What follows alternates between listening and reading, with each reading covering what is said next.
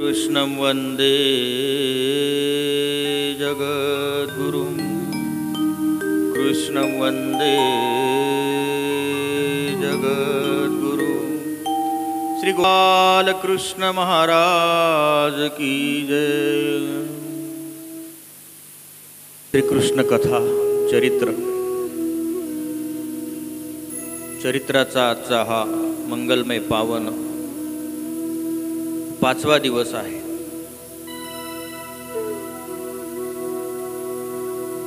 पहिल्या दिवसापासून आपण श्रीकृष्ण भगवंताच्या अमोघ अशा रसमयी लीला आपण श्रवण करतो आहोत।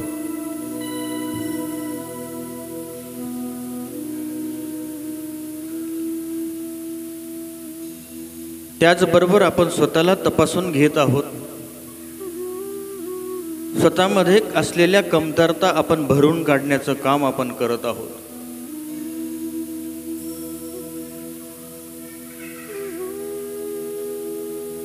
आपण स्वतःला ठरवून ठेवलं आहे का आपल्याला त्या ईश्वरापर्यंत जायचं आहे, आणि म्हणून तो मार्ग आपण तयार करतो आहोत।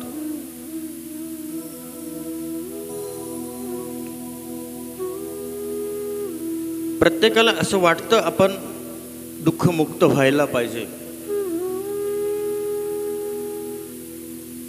चतुर्विध कर्मफळामध्ये म्हणजे या 84 लक्ष योनीमध्ये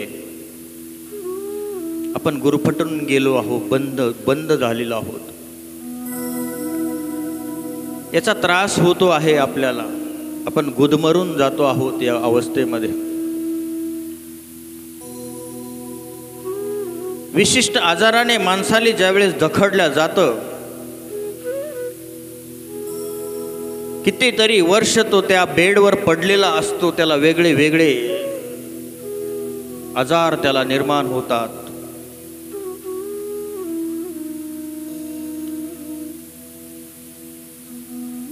तो त्या शय्येवर पडलेला असताना तो देवाला प्रार्थना करतो, हे देवा, मला एक तर चांगलं कर, नाही तर मला या शरीरातून मला मुक्त कर।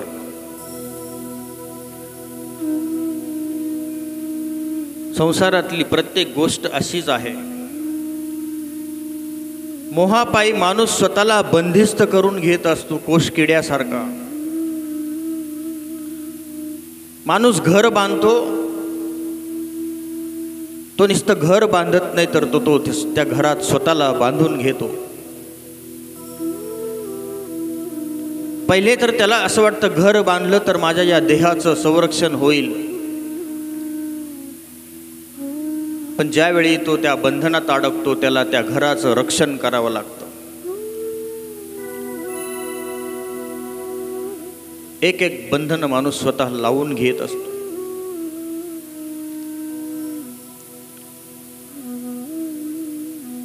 विचार करतो आपण, आपल्याला या बंधनातून सोडवणारा कोण आहे?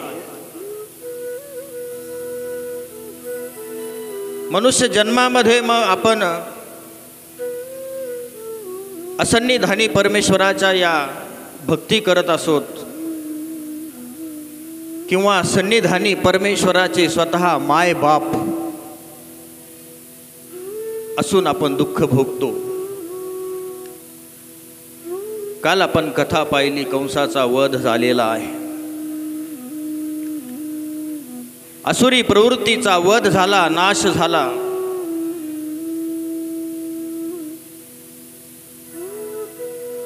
दुष्ट कर्म संपले गेले। धर्म करणाऱ्या माणसांच्या धर्मवृत्तीवर जो अनाचार होता, तो अनाचार आता थांबलेला आहे।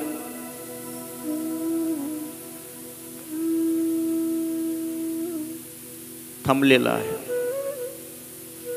कंसाचा वध झाला। बळराम दादा आणि श्रीकृष्ण भगवंत सर्वात पहिले स्वतःच्या आईला म्हणजे देवकी मातेला आणि पित्याला म्हणजे वसुदेवाला दोघांना मुक्त करून टाकलं। अष्टभुजाची मूर्ती येऊन त्यांना अभिवचन दिलं होतं का मी तुमचं रक्षण करीन, तुम्हाला मुक्त करीन, तुम्ही काळजी करू नका. आपण एक सुपारी वाहतो, एक नारळ वाहतो, फूल वाहतो, हार वाहतो आणि मंदिरातून घरी जाईपर्यंत आपल्याला असं वाटतं की देवाने आमचं पटकन काम केलं पाहिजे. आम्ही देव करून आलो, मंदिरातून आलो, आम्ही देवाला सुपारी विडा ठेवून आलो, फुल वाहून आलो. पण आपण हा विचार करत नाही, ज्या परमेश्वराने, साक्षात परब्रह्म परमेश्वराने, अनंत ब्रह्मांडाचा जो नायक आहे, तो ज्यांच्या उदरी आला होता, त्या बंदीगृहातून, कंसाच्या तावडीतून सोडवताना त्यांना कमीत कमी 16 वर्ष लागले. याचं कारण आपण कधी शोधलं नाही. स्वतःच्या मात्यापित्याला 16 वर्ष हे दुःख भोगू दिले. असा कसा तो देव आहे? आपण देवाच्या बाबतीत विचार करतो, देवाने त्यांना मुक्त करायला पाहिजे होतं जन्माला आल्या आल्या. कशाला गोकुळात जायचं, कशाला लहानचं मोठं व्हायचं. आपण विचार करतो, वेगळा विचार करतो देवाच्या बाबतीत. परंतु देव आपल्या बाबतीत वेगळा विचार करतो. आपण बघा, आपल्या गोठ्यामध्ये गायी असतात, आपल्या गोठ्यामध्ये बैल असतो, आपल्या गोठ्यामध्ये जे प्राणी असतात त्यांना आपण दोरीने तर सोडतो, दोरीने सोडतो त्यांना, आपण रोज सोडतो. चारायला जाण्यासाठी त्यांना त्यांच्या गळ्यातली ती जी साखळी आहे ती काढतो आपण, त्यांच्या गळ्यामध्ये अजून एक दोरी असते ती तशीच ठेवतो. कारण संध्याकाळी परत वापस आल्यानंतर ती दोरी आपण त्याच्या गळ्यात अडकवतो, परत त्याला त्या खुंटीला बांधून ठेवतो. हे आपलं सोडणं आहे, हे आपलं मुक्त करणं आहे. परमेश्वर आपल्या बाबतीत तसा विचार करत नाही. परमेश्वर ज्यावेळेस मुक्त करण्याचा विचार करतो तो तुम्हाला सर्व बंधनापासून मुक्त करण्याचा विचार करतो. सर्व बंधनं तोडून टाकून तुम्हाला तो इतका मुक्त करतो की त्याच्या आनंदाला तुम्ही पात्र झाले पाहिजे. परत तुम्हाला बंदिस्त होण्याची गरज नाही. भगवद्गीतेमध्ये एक श्लोक सांगतात, यद गत्वा न निवर्तन्ते तद धाम परमं मम. मी तुम्हाला इतकं मुक्त करतो का ज्या धामाला प्राप्त झाले तुम्ही, त्या धामामध्ये दुःख नाही, केवळ सुख, निरतिशय आनंद त्या धामामध्ये आहे. इतकं मुक्त करतो. चूक तर आपली आहे. परमेश्वर वेळोवेळी आपल्याला मुक्त करतो आणि आपण वेळोवेळी त्या बंधनात अडकण्याचा प्रयत्न करतो. असंच झालं. कंसाचा वध करून श्रीकृष्ण भगवंताने वसुदेव देवकीला मुक्त केलं, उग्रसेनाला मुक्त केलं.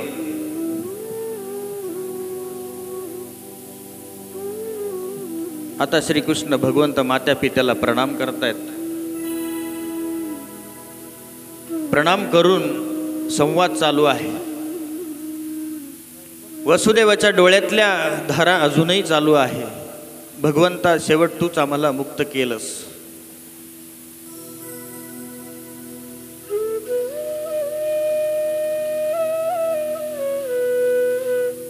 देवकीने घाईघाई आपलं ताट घेतलं.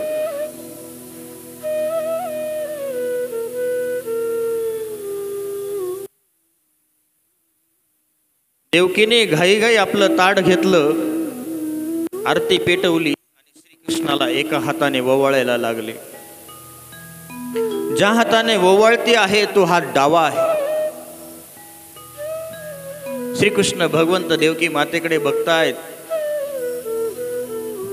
आणि विचारतात का, देवकी माते, डाव्या हाताने आणि एका हाताने का ओवाळते मला तू? मी तर तुला आता मुक्त करून टाकलं, तुला अजून काही त्रास आहे का? जरी देवाची आई असली तरी ती जीवच आहे. देवकी मातेने काय उत्तर दिलं असेल? काय उत्तर दिलं असेल? देवकी माते म्हणते, कृष्णा, अरे आज माझा उजवा हात पडला. माझा जो भाऊ होता, कंस भाऊ होता, कसाही असला तरी तो माझा पाठीवरचा भाऊ होता, पाठीराखा होता, तो आज पडला रे कृष्णा, पडला. आणि म्हणून मी आज उजवा हात वापरणार नाही, डाव्या हाताने तुझी आरती करते.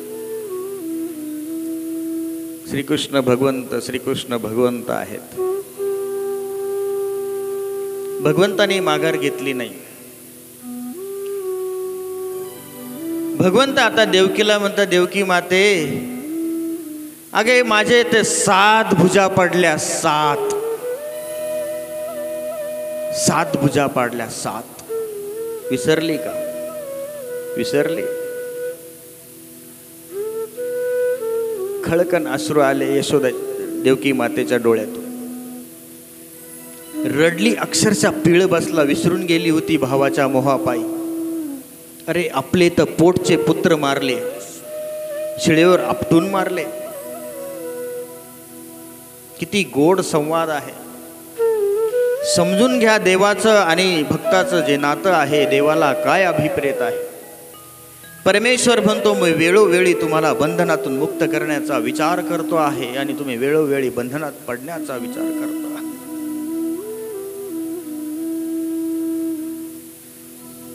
आता मात्र कृष्ण भगवंताला आईचा सुद्धा थोडासा राग आलेला दिसतो आहे. याला राग म्हणा किंवा ते आई मातेवर रुसले थोडेसे असं म्हणा, काहीतरी म्हणा. ते म्हणतात, देवकी माते, आता तुला एक शिक्षा. आता मी तुला वर्षाने भेटेल, 2 वर्षाने भेटेल. आता तुला मी तुझ्या सोबत राहणार नाही. अगं मी थोडासा इकडे तिकडे गेलो ना, यशोदा मातेचा जीव कासावीस होत होता. धचकन करायचं तिचं काळीज कुठे गेला माझा कान्हा. आणि तुझी ममता कंसामध्ये. आता मी तुला 2 वर्षाने भेटेल, तुझ्याजवळ राहणार नाही.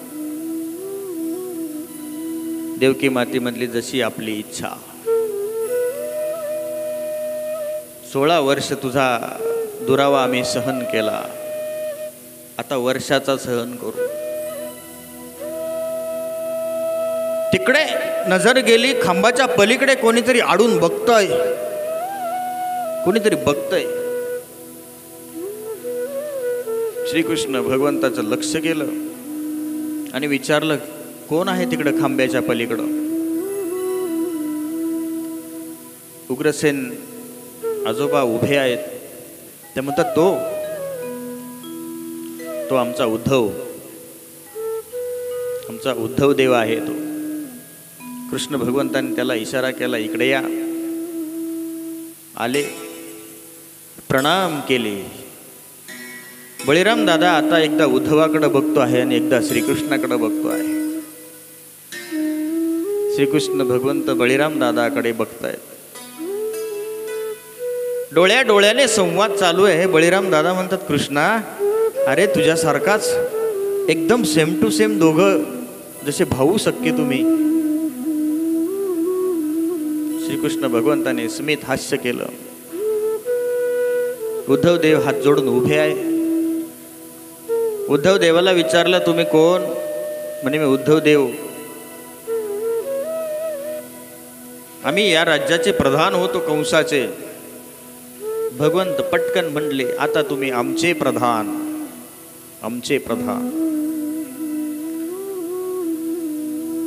उद्धव देवाची आणि श्रीकृष्ण भगवंताची दृष्टी झाली आणि प्रेमाचा संचार झाला.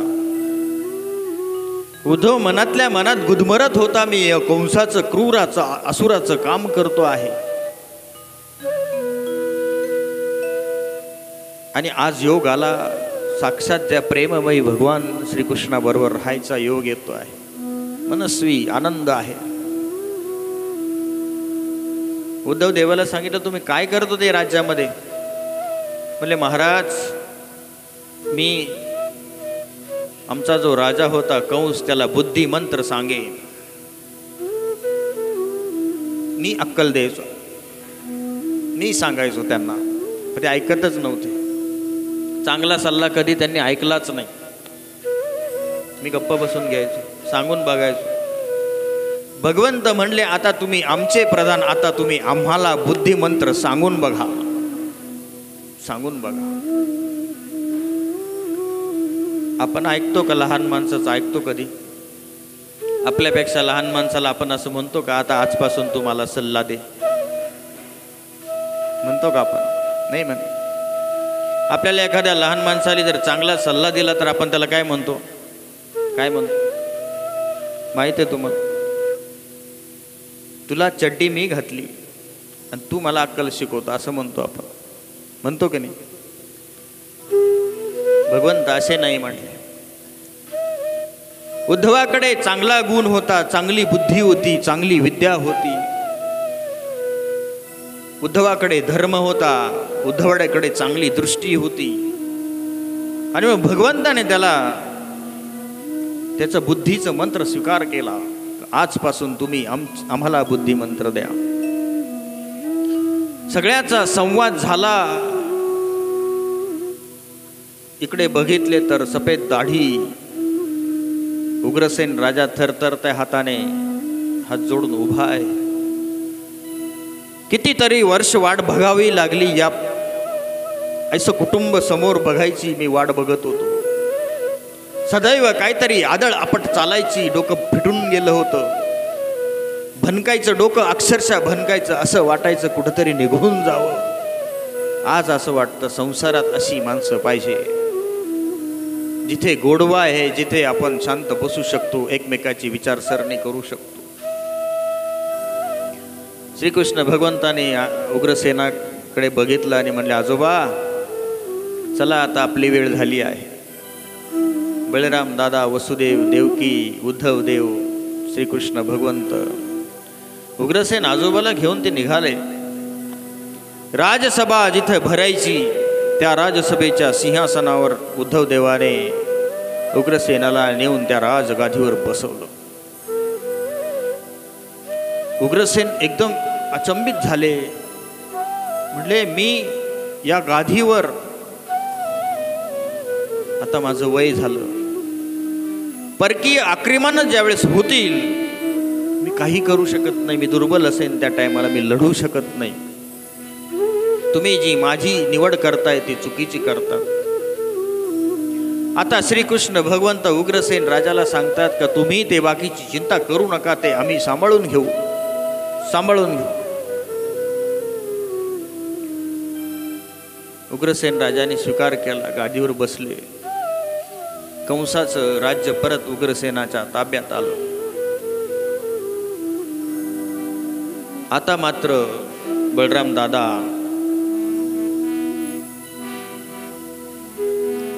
उद्धव आणि श्रीकृष्ण भगवंत तेथून मथुरेतून निघाले. काय करायचं आता? त्या राजवाड्यातून निघत असताना राजवाड्यात थांबले नाही. आता संपलं, आपलं जे काम होतं ते संपलं. काल बघा एक वाकलेली म्हातारी भेटली होती. कुब्जा असं तिचं नाव होतं. श्रीकृष्ण भगवंताने तिला 16 वर्षीय तारुण्य केलं होतं. ती म्हणली, महाराज मला कोणीच नाही, मी एकटीच आहे. भगवंत म्हणे, आम्ही आहोत तुमच्या बरोबर, काळजी करू नका, आम्ही तुमच्या बरोबर आहोत. आणि आम्ही ज्यावेळेस सगळ्यांना मुक्त करू, तुमच्या घरी नक्कीच जेवायला येऊ. ती म्हणले, मी भाग्यवान समजेल स्वतःला एक तर तुमच्या स्पर्शाने, तुमच्या पाहण्याने, तुमच्या पूजनाने माझ्या अनंत जन्मीचे पाप खंडून गेले. श्रीकृष्ण भगवंताने म्हटले, चला बळीराम दादा, आपल्याला दिलेला शब्द पाळायचा आहे. सगळ्या जणांना घेऊन गेले. कुब्जिका आता हात जोडून उभी आहे. श्रीकृष्ण भगवंत येताना पाहिलं आणि डोळ्यात पाणी आलं. अरे माणूस असता तर दिलेलं वचन पाळत नाही, बदलून जातो. मी कधी म्हटलो असं म्हणतो. हे तर साक्षात परमेश्वर आहे, आपल्या वचनाला कटिबद्ध असणार. आता कुब्जा भुवनामध्ये श्रीकृष्ण भगवंत जात आहेत. घाई घाई त्यांनी सर्व तयारी केली. रस्त्यामध्ये फुले आथरली. श्रीकृष्ण भगवंताची पावले आता तिचे कुब्जा भुवनाकडे निघाली. सगळे जण येत आहेत. पटापट सगळी तयारी करून त्यांनी बसायला टाकलं. पटकन स्वयंपाक केला. सगळ्या काही एकदम लगबगीने श्रीकृष्ण भगवंत त्या राजवाड्यापासून निघून तिच्या भुवनापर्यंत येईपर्यंत सगळी तयारी त्यांनी पटापट केली. श्रीकृष्ण भगवंत गेले. आता समजून घ्या, इतकी पटकन तयारी कोणाची होत असते? ज्याच्याकडे कमी वस्तू असतात ना, कमी. गरीब माणसाची बघा, पटकन एखादी वस्तू काढली, टाकली, झालं आसन. श्रीमंताचं बघा, इकडचा सोफा तिकडं लाव, तिकडचा सोफा इकडं लाव. साहित्य मोठं असतं. हा नको, तो नको, तो नको, तो नको, याच्यामध्ये अख्खा दिवस जातो. पाहुणे येऊन दारात एक तास उभे राहतात तरी यांची झाडपूस चालूच असते. कुब्जा मात्र गरीब आहे. पटकन तयारी झाली. पटकन आले सर्व. भगवंताला बसायला दिलं. बळराम दादा बसले. उद्धव देवाला, दोघं आसनावर बसल्यामुळे उद्धव देव मात्र उभेच आहेत. हात जोडून उभे आहेत नम्रतेने. श्रीकृष्ण भगवंत उद्धव देवाकडे बघतायत. तो नम्र भाव एक तर पहिलेच कारागृहाच्या त्या वसुदेवाने देवकीच्या तिथे मुक्त करताना पहिलेच ओळखला होता का हा तर धर्मवान पुरुष आहे. उद्धव देवाला भगवंत म्हणतात की उद्धवदेव बसा, आमच्या बाजूला बसा. ते म्हणतात नकोजी, मी इथेच बरा आहे, इथेच बरा आहे. परत श्रीकृष्ण भगवंतांनी त्याला म्हण, अहो उद्धवदेव बसा. आता मात्र ईश्वराची आज्ञा, आपल्यापेक्षा ज्येष्ठ श्रेष्ठांची आज्ञा आहे.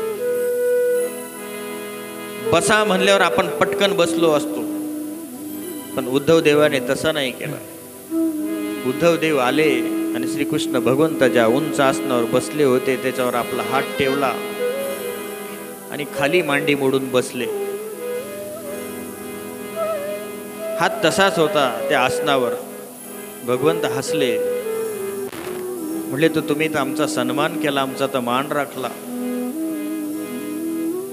आपण असतो तर आपण म्हणलो असतो मग ठीक आहे, आम्ही बसा म्हणलं का सरका मग पलीकडे थोडंस द्या जागा आम्हाला, म्हणलं असतो का नाही? वा थोडंच, नाही तर मग आपणच थोडं लोटून दिलं असतं का नाही? उद्धव देव तसे नाही. ही जी भक्ती आहे ईश्वराविषयी ती माणसाच्या मनामध्ये, माणसाच्या जीवनामध्ये असली पाहिजे. उद्धव देव बसले. भोजन चालू आहे. कुब्जिका सर्व पदार्थ वाढते आहे. आता हात जोडून उभी आहे कुब्जिका आणि भगवंताला ते विनंती करते का महाराज, आपण तर म्हणाला होता ना मी सदैव तुमच्या सोबत राहील, सदैव तुमच्या सोबत राहील म्हणाला होता. भगवंत म्हणतात, मी जे जे वचन आजपर्यंत घेतलं मी ते पूर्ण केलेलं आहे. तुम्ही घाबरू नका. जोपर्यंत आम्हाला वाटतं तोपर्यंत आम्ही इथेच राहू. बळीराम दादा आता श्रीकृष्ण भगवंताकडे बघतायत. असा कसा निर्णय हा?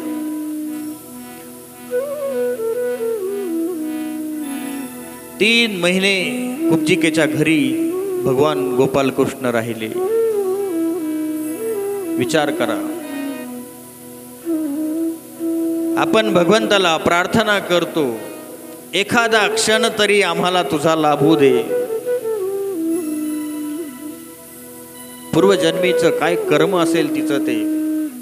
3 महिने साक्षात भगवंत अशा घरी राहिले. बळीराम दादाला त्यांना घेऊन राहिले. आणि ज्यावेळेस निघाले, कुब्जिकेने परत प्रश्न केला, महाराज परत पोरके करून चालले आपण, परत मी एकटीच राहीन याच्यामध्ये, कसं काय करावं. भगवंताने कृपा दृष्टीने प्रेमाचा संचार केला आणि तिला 60 वर्ष भगवंत तिच्या सोबत होते असा आभास होत होता.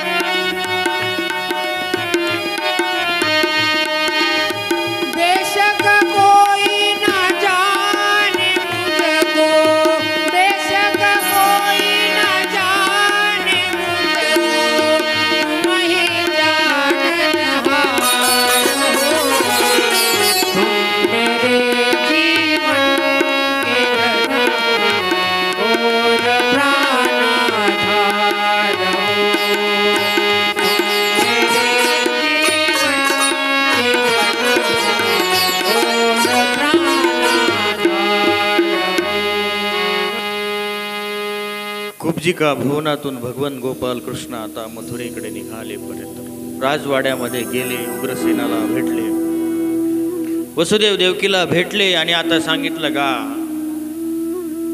आम्हाला आता आमचा राजकारभार स्वीकारायचा आहे, आम्हाला त्याकडे लक्ष घालावं लागणार आहे, आम्ही आज्ञा मागतो आणि जातो. सोबत उद्धव देव आहेत, बळीराम दादा आहेत.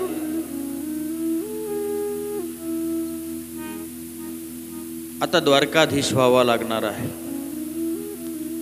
द्वारकेला जावा लागणार, द्वारकेचं बघावं लागणार, यादवांचा वंश चालवायचा आहे, स्वतःच एक राज्य तयार करायचं आहे, जिथे नीती आहे, जिथे न्याय आहे, जिथे प्रेम आहे, जिथे धर्म आहे, कुठलीही विकृत गोष्ट नाही.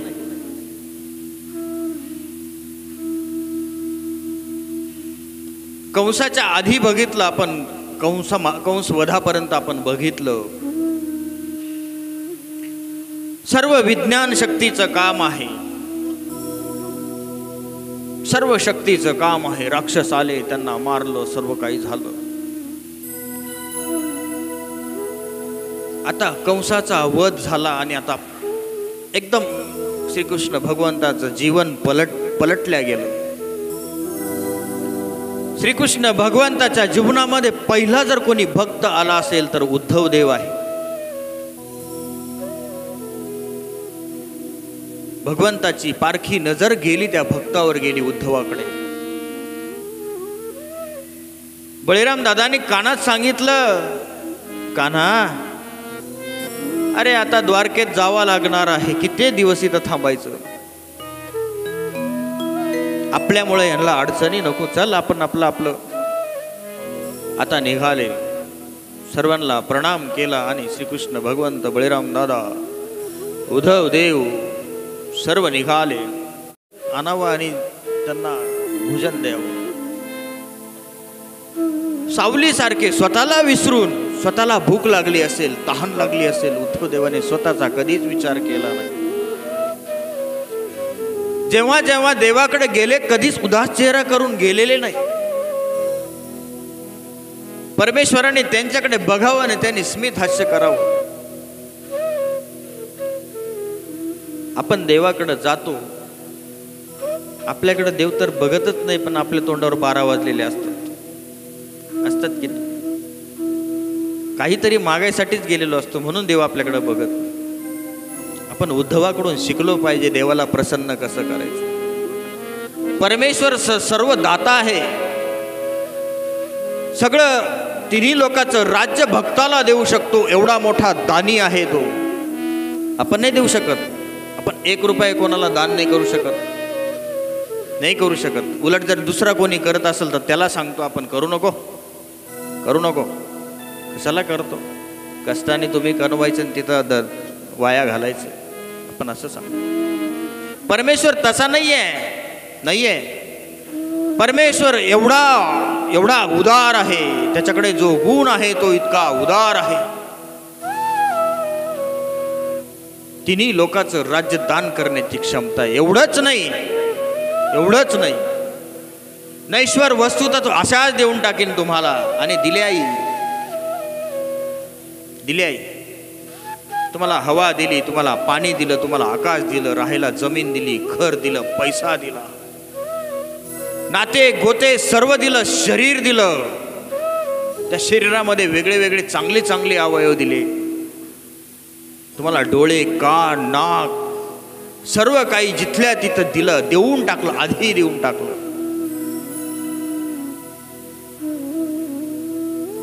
दाता आहे.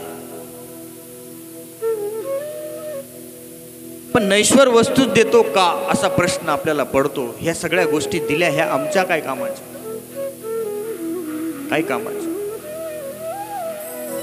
भगवंत अजूनही देतो. भगवंत स्वतःचा प्रेम देतो, आनंद देतो. ये तो प्रेम की बात है, ये तो प्रेम की बात है. बंदगी तेरे बस की नहीं है, ये तो प्रेम की बात है. बंदगी तेरी बस की नहीं है, यहाँ शरद के होते सौदे. आशिकी इतनी सस्ती नहीं है, यहाँ शरद के होते सौदे. आशिकी इतनी सस्ती नहीं है. ये तो प्रेम की बात है उधो, जिंदगी तेरे बस की नहीं है. ये तो प्रेम की बात है उधो, बंदगी तेरे बस की नहीं है. कुब्जी केला, दिला प्रेमाचा संचार दिला. 60 वर्ष आता ती आनंद उपभोगते आहे. हे परमेश्वराने स्वतःचं प्रेम दिलेलं आहे. अजून काय देतो परमेश्वर? काय दाता म्हणला, सर्वश्रेष्ठ. आमचे महानुभाव भावी भाष्यकार परमेश्वर या शब्दाची व्याख्या करतात. परम ऐश्वर्य अथिला म्हणून परमेश्वर, सकळ ब्रह्मांडावर ज्याची सत्ता आहे म्हणून तो परमेश्वर. मग परम ऐश्वर्य असं काय आहे त्याच्याकडे? तर सगळ्यात महत्वाची गोष्ट सांगतात का त्या श्रीकृष्णाकडे एक तर त्याचं प्रेम आहे, एक तर त्याच्याकडे ज्ञान आहे. ज्ञान आणि प्रेम देऊन तो या जीवाचा उद्धार करतो, या जीवाला तो व्यापक बनवतो, या जीवाला स्वरूपामध्ये विलीन करून घेतो. हे दान परमेश्वर देतो म्हणून तो परमेश्वर आहे. परम ऐश्वर्य याचं त्याच्यावर नियामकत्व आहे, दुसरं कोणीही देऊ शकत नाही. आपण एकमेकावर प्रेम करतो, आपलं स्वार्थपर प्रेम आहे. आपण एकमेकांना ज्ञान देतो, आपलं ते ज्ञान खंड ज्ञान आहे, कुठेतरी संपणार आहे, कुठेतरी स्वार्थ आहे, कुठेतरी चुकीचं ज्ञान आपण एकमेकाला पोहोचवतो आहे. परमेश्वराचं ज्ञान आणि प्रेम दे एकदम निर्भेळ आहे.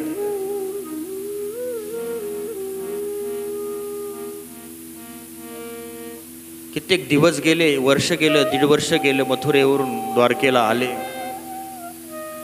उद्धवाची सेवा चालू आहे,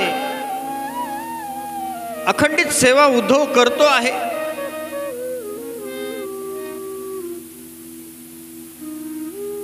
आणि सकाळी सकाळी आज उद्धव देव ज्यावेळेस उठले, श्रीकृष्ण भगवंताच्या शयनगृहाकडे चक्रा मारतायत. भगवंत गाढ निद्रेत आहेत,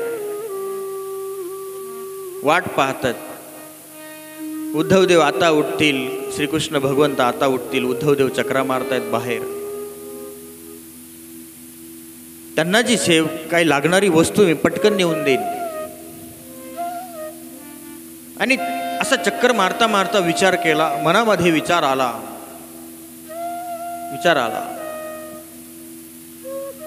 जीवमती जी आहे ती जागृत झाली आणि विचार असा आला, मी किती सेवा करतो देवाची नाही. माझ्या इतकी या राज्यामध्ये कोणीच काळजी घेत नाही देवाची. मनामध्ये विचार आला, पटकन विचार आला.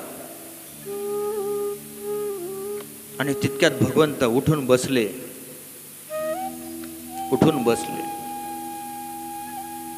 उद्धव देवाने बघितलं, पटकन गेले, दंडोत प्रणाम केला, हात जोडून उभे राहिले. भगवंताच्या चेहऱ्यावर स्मित हास्य आहे. उद्धवदेव काही सेवा सांगण्याची वाट बघतायत. भगवंताला जे लागत होतं ते समजून घेतलं. भगवंत उठले. उद्धवदेव पुढची तयारी करायला निघून गेले. आता मात्र भगवंत वरच्या त्या गॅलरीमध्ये उभे आहेत. हाताची घडी घातली. चेहऱ्यावर उदासीनता आलेली आहे, काहीतरी चिंता आहे. कुणाची तरी मनामध्ये आठवण सतावती आहे.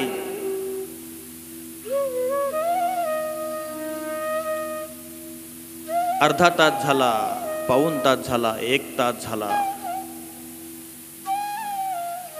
कधी उद्धवदेव पाठीमागाने उभे राहिले कळलंच नाही. उद्धवदेव हात जोडून उभे आहे 1 तासापासून. कशात मग्न असतील, विचार करतायत, कशात मग्न असतील. चेहरा आज उदास दिसतो आहे. नेहमीची प्रसन्नता नाही. श्रीकृष्ण भगवंताचे डोळे आज थोडेसे पाणवलेले आहे. काहीतरी मनामध्ये चालू आहे, पण विचारावं कसं? विचारल्याशिवाय समजणार पण नाही. म्हणून भगवंताची नजर थोडीशी त्यांच्याकडे गेली आणि 2 पावलं पुढे आले. म्हणले, महाराज काय झालं? आज चेहरा पडला, काय झालं? डोळ्यामध्ये तुमच्या पाणी दिसतं आहे. तुम्हाला कोणाची आठवण येते का? भाव विभोर आहे. भगवंत एकही शब्द बोलत नाहीत. उद्धव देव मात्र हताश झाले. सांगा मी काय करू का? माझ्यासाठी काही आज्ञा असेल तर सांगा, मी करतो. सांगून तर बघा. उद्धव देवाने, श्रीकृष्ण भगवंताने उद्धव देवाच्या खांद्यावर हात टाकला. गळ्यात हात घातला आणि म्हटले, उद्धवा काय सांगू तुला उद्धवा. अरे माझ्यावर प्रेम करणारी जी जी मंडळी आहे ती सगळी मला आज आठवते आहे. उद्धवा जीव तर लावता येतो, पण तो शेवटपर्यंत लावता आला पाहिजे. उद्धव देव हात जोडून उभे आहे. अरे एक परीचं साखळदंडांनी बांधलं ते चांगलं, एकदाच एखाद्या कारागृहामध्ये डांबून टाकलं, बंदिस्त करून टाकलं ते चांगलं. पण आपण जर कोणाच्या प्रेमामध्ये बांधल्या गेलो, त्याच्यातून सुटता येत नाही उद्धवा, सुटता येत नाही. उद्धव देव हात जोडून उभे आहे. कल्पनेच्या बाहेर संवाद होतो आहे. उद्धव देवाला समजत नाही असा कोण भाग्यवंत जीव आहे. भगवंत जर माझी गोष्ट करतायत तर मी तर सोबतच आहे. अजूनही भगवंताच्या मनामध्ये कोणीतरी दुसरं आहे. कोण असावं हे? कोण असावं? कोण असावं? उद्धवदेव भगवंताला म्हणतात, भगवंत महाराज, जो कोणी असेल त्याच्यापर्यंत मी जातो, त्याला घेऊन येतो. आता मात्र श्रीकृष्ण भगवंताच्या चेहऱ्यावर एक स्मितहास्य आलं. म्हणून तुम्हाला आम्ही आमच्या बुद्धीचा मंत्री केला. म्हणून आम्हाला माहित होतं की ज्या वेळेस आम्ही अशा विवंचनेतून फसू, तुम्ही आम्हाला कामी याल. कराल. मी ज्याच्याकडे पाठवेल त्याच्याकडे जाल, तुम्ही त्यांना घेऊन याल. हो जाईन महाराज, जाईन. सांगा तो. मग जा, तयारी करा, लवकर जा. आणि जा कुठे जा? तुम्ही गोकुळात जा. गोकुळात जा आणि त्यांना, गोकुळातल्या सर्व लोकांना म्हणावा, त्या गोपिकांना म्हणावं, हे गोकुळातल्या माणसांनो, गोपिकांनो, नंद बाबा, यशोदा, सर्वांना निरोप द्या. सूर्य पर्वाकारने मी मथुरेला त्या ठिकाणी येणार आहे. तुम्ही सूर्य पर्वाकारने तिथे या. मी तुम्हाला भेटण्यासाठी अधीर झालो आहे. या तुम्ही. उद्धव देवाने हात जोडलं आणि उद्धव देव निघून गेले. सगळी तयारी केली उद्धव देवाने, रथ वगैरे सगळी तयारी केली. पटकन निघा तुम्ही. आता घाई झाली होती श्रीकृष्ण भगवंताला. पटकन निघा. श्रीकृष्ण भगवंत अजूनही त्याच गॅलरीतून उद्धव देवाला बघतायत. उद्धव देवाचा रथ धूळ उधळीत पळतो आहे. श्रीकृष्ण भगवंत आता चेहऱ्यावर प्रसन्नता आहे, हसताय. उद्धव देवाला घाई झाली, पटकन गोकुळात जावं. गोकुळात जावं आणि त्या गोकुळातल्या माणसांना भेटावं आणि त्यांना पटकन निरोप द्यावा, पटकन द्यावा. रथ जातो आहे. धरकोस धरमुक्काम उद्धव देव मथुरेच्या दिशेने आले आणि गोकुळातून प्रवेश करायला लागले. आता गोकुळाची जी माती होती, जशी गोकुळाची हद्द सुरू झाली ना, उद्धव देवाच्या मनामध्ये एक वेगळी स्पंदनं निर्माण व्हायला लागली. मनामध्ये एक उदासीनता वाटायला लागली, एक वियोग असा वाटायला लागला, जाणवायला लागला. उद्धवदेव इकडं तिकडं बेभान होऊन बघतायत. अरे जिथून आलो मी, इतक्या लांब आलो तर मला सगळी धरती एकदम सुजलाम सुफलाम अशी वाटली. आता मात्र इथे थोडा वेगळा आभास होतो आहे. झाडाकडे बघितलं, झाडाला पानं नाही, झाडाखाली सर्व पाचोळा पडलेला आहे. एखादं वासरू, एखादी गाई जर रस्त्याने चालली असेल तर ती एकदम शुष्क झालेली आहे. तिच्या डोळ्याला चिपडे आलेले आहे, डोळ्यामधून धारा वाहतायत, पाणी दिसतंय. उद्धवाची नजर आता त्या रथातून एका एका गोष्टीकडे जाती आहे. उद्धवदेव जसे जसे त्या गोकुळामध्ये प्रवेश करतायत,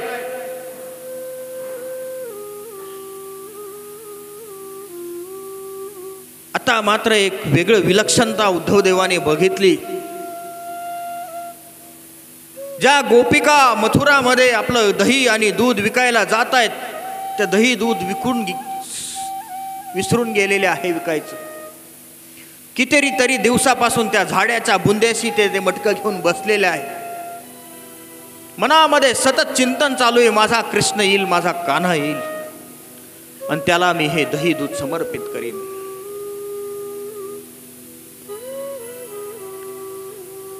वेगळी विलक्षण बघितल्यानंतर उद्धवदेवाने रथ उभा केला.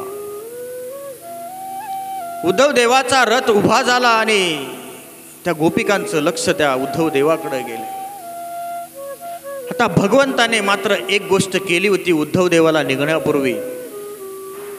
उद्धवदेवा स्वतःच्या अंगावरचा पितांबर काढला आणि उद्धवाच्या अंगावर टाकला. अशाच वेशभूषेमध्ये तुम्ही गोकुळात जायचं, अशाच वेशभूषेत. लांबून बघितलं गोपिकांनी, अरे रथ तोच दिसतो आहे श्रीकृष्णाचा, त्याच्यावर जो उभा आहे तो पितांबरधारी आहे. झावळं दर्शन आता ईश्वराचं त्या गोपिकांना होत आहे. सगळ्या गोपिकांचं लक्ष त्याच्याकडं लागलेलं आहे.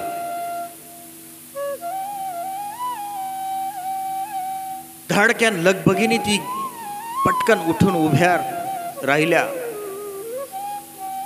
जसा रथ पुढे येतो तसा 2 पावले पुढे झाल्या.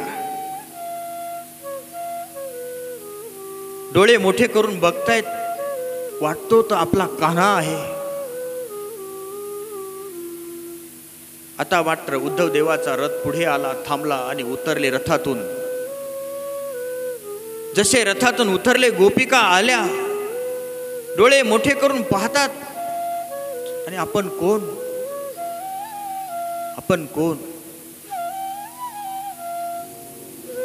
उद्धवदेव म्हणतात, मी उद्धव, मी द्वारकेहून आलो. श्रीकृष्ण भगवंताने तुम्हाला निरोप दिलेला आहे. सुखी आहे, एकदम सुखी संपन्नाच्या घरी राज्य करतो आहे, कुठलीच गोष्ट कमी नाही. आता मात्र गोपिकांच्या डोळ्यामध्ये पाणी आलं. अरे उद्धवा, अरे फसवायचं होतं तुला, दुसरं कोणाला तरी फसवायचं. आमच्या हृदयाचा कशासाठी खेळ करतोय? अरे आम्हाला दुसरं कोणी नको, श्रीकृष्ण महाराजांच्या स्वरूपामध्ये फक्त श्रीकृष्ण भगवंतच पाहिजे. आमचं समाधान याच्यावर होणार नाही. गोपिकांनी वाट देऊन टाकली. जा. उद्धवदेव हताश झाले. त्यांच्या चेहऱ्याकडे बघितलं, डोळ्यातले अश्रू बघितले आणि उद्धवाचं अंतःकरण गहिवरलं. उद्धवदेव रथात बसले, परत पुढे जातात. यमुनेकडे बघितलं, यमुना संत झालेली आहे, वाहनं विसरून गेली. श्रीकृष्ण भगवंत गेल्यापासून खळाळणं बंद झालं. नदीच्या थडीकडे बघितलं, यमुनेच्या काही गोपिका पाणी भरायला आल्या, त्या तिथंच बसून आहे. धुणं धुवायला आल्या, त्या धुणं तसंच पडलेलं आहे, ते तसाच बसलेले आहे. वेगळी अवस्था. उद्धवाने सगळं बघितलं, गोकुळ बघितलं. झाडांवर पक्ष्यांची घरटी आहे, ते तशीच आहे किती दिवसापासून. किती उदासीनता या गोकुळ्यामध्ये दिसते आहे. अरे कृष्ण होता, एक जण इथे दुखी नव्हता, एक जण इथे उदास नव्हता.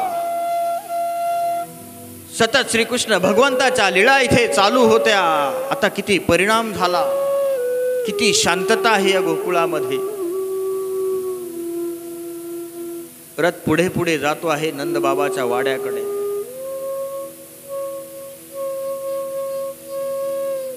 नंदबाबा झाडाच्या बुंद्याशी एका खाटीवर आपल्या डोक्याला हात लावून बसलेले आहे.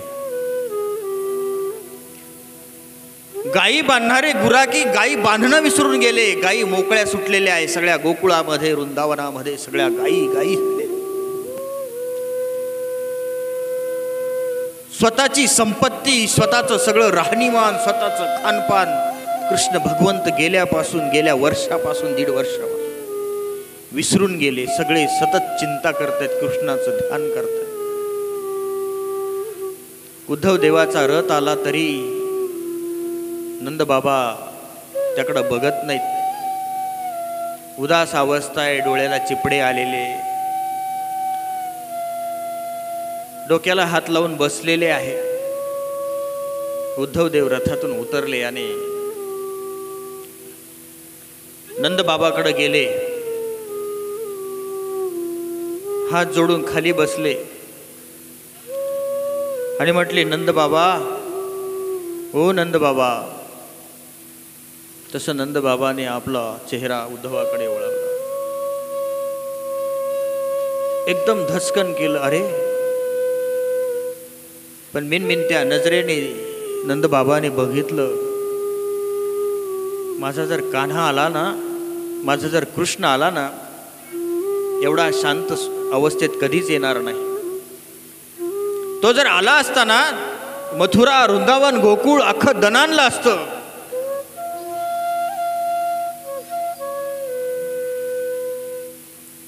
आता उद्धवदेव स्वतःचा परिचय देत आहेत. नंदबाबा, अहो मी उद्धवदेव. नंदबाबाने त्याच्या पाठीवर हात टाकला. बरं झालं आलास. काय म्हणतोस? म्हटले, काही नाही, श्रीकृष्णाचा निरोप घेऊन आलो. बर, सांग काय निरोप आहे? काही नाही, तुमचा कृष्ण आहे ना, एकदम सुखी आहे. सोन्याच्या सिंहासनावर बसतो. राज्य कारभार पाहतो. एकदम राजा आहे, द्वारकाधीश आहे. प्रत्येक गोष्ट सगळी तिथं चमचमती आहे. नंदबाबा, श्रीकृष्ण महाराजांची जी द्वारिका आहे ना, त्या द्वारकेचा एक एक दरवाजा, त्या दरवाजावर 9 रत्न, हिरे, माणिक, मोती.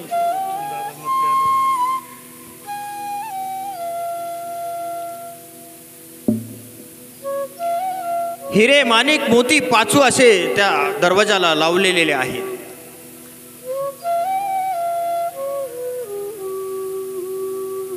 या ठिकाणी श्रीकृष्ण कथेमध्ये भेट देण्यासाठी आदरणीय सन्मान्य सद्भक्त श्री अतुलदादा मते यांचं या ठिकाणी आगमन झालेलं आहे. मी त्यांना स्टेजवर आमंत्रित करतो. आणि नंदबाबाने आपल्या करुण अशा आवाजामध्ये उद्धवाला एक प्रश्न केला. उद्धवा, अरे सगळं काही तिथे असेल, पण त्या कृष्णाला म्हणावं, तुझ्या राज्यामध्ये तुझ्याजवळ तुझा नंदबाबा आहे का?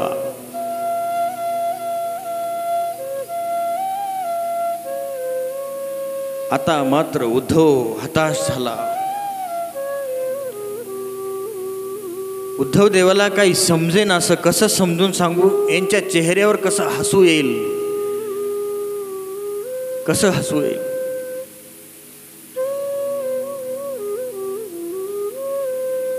प्रयत्न असफल ठरला. उद्धव देव उठून उभे राहिले. आता मात्र उद्धव देव यशोदा माईकडे बघतायत, कुठे आहे ती. आतल्या दरवाजात प्रवेश केला आणि यशोदा माई त्या खांबाला टेकवून ते हातात ते घुसळणीच्या दोऱ्या होत्या त्या हातात घेऊन ती खांबाला टेकून उभी आहे.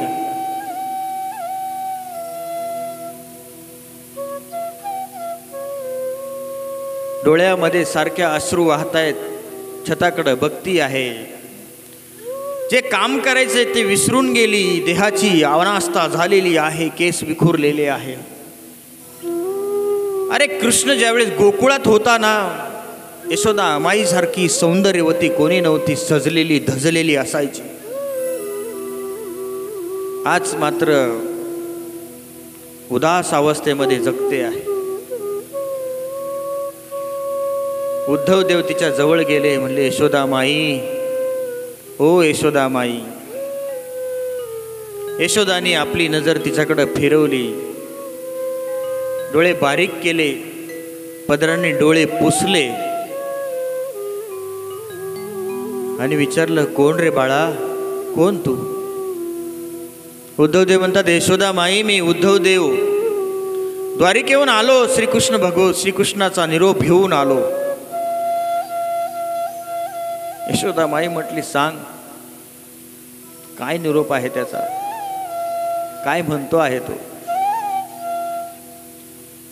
काही नाही, सुखी आहे, संपन्न आहे, सगळं व्यवस्थित आहे त्याचं. यशोदा माई आता उद्धवाला म्हणते, तो आहेच तसा. अरे तो जिथे जातो ना तिथल्या लोकांना सुखी करतो. तो तिथे सुखी राहतो. आम्हाला तर मात्र दुखी करून गेला ना. काय गरज होती त्याला त्या सोन्याच्या सिंहासनावर बसायची? यशोदा माईची मांडी त्याला कमी होती का? पाची पकवण्याचा भोग त्याला मिळत असेल, यशोदा माईच्या हातचं हे माखन त्याला कमी होतं का?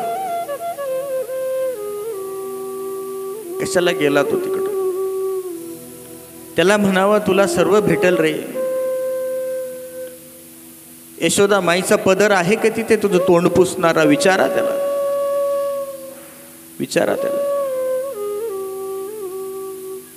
उद्धव मात्र आता गहिवरला यशोदेच्या शब्दे. खळकण डोळ्यात पाणी आलं उद्धवाचा. म्हटला, माई माझा काय दोष? मी तर निरोप देण्याकरता आलो होतो. मला श्रीकृष्णाने सांगितलं समजून. माई मी चुकलो माई. मी तिथेच त्याला सांगायला पाहिजे होतं का एवढं अवघड काम माझ्याकडे देऊ नको. अरे नाही समजून सांगणार मी तुझ्या मात्या पित्याला, गोकुळात तुझ्या ज्या प्रेम करणाऱ्या बांधवांना नाही समजून सांगता येणार मला त्या गोपिकांना. माई मी चुकलो माई, मला समजून घ्या. खाली बसले उद्धव देव, डोक्याला हात लावला. यशोदा माईनी त्याला उठवलं, त्याला आपल्या गळ्याशी लावलं आणि म्हणला, उद्धवा अरे तुझा काही दोष नाही. आम्हाला माहीत आहे त्याच्या खोड्या, आम्हाला तो माहीत आहे, तो खेळकर आहे, असंच करतो तो, असंच. पहिले तर आपल्याला जीव लावतो, आपला जीव त्याला लावून घेतो आणि मग तो वियोग देतो, दुःख करतो, दुःख करायला लावतो, असंच करतो तो. आता मात्र उद्धव देव दोघांना सांगतात, गोकुळातले काही लोक जमा झालेले आहे. उद्धव देव म्हणतात, तुम्हाला एक महत्त्वाचा निरोप आहे. श्रीकृष्णाने तुमच्यासाठी निरोप सांगितला का मी सूर्य परवा कारणे मथुरेकडे येणार आहे. गोकुळात मी येणार नाही, तुम्ही सर्वजण मला तिथे भेटायला या. सर्वांची भेट घेईन, सर्वांशी संवाद करेन, सर्वांची व्यवस्थित राहीन. आता मला आज्ञा द्या. उद्धव देव आणि नंद यशोदा माईनी उद्धव देवाला सांगितलं, जा आता सुखरूप जा. त्याला म्हणावा, हा थोडासा लाडू आहे, याच्यामध्ये हा डब्बा घे. थोडीशी शिदोरी आहे, ही घेन. त्याला म्हणावं, खा जरा. यशोदा माईच्या हातचं थोडंसं कधीतरी खात जा. उद्धव देवाचा रथ आता द्वारकेकडे निघाला. श्रीकृष्ण भगवंत तर सर्वज्ञ आहे, त्यांना सांगायची गरज नाही.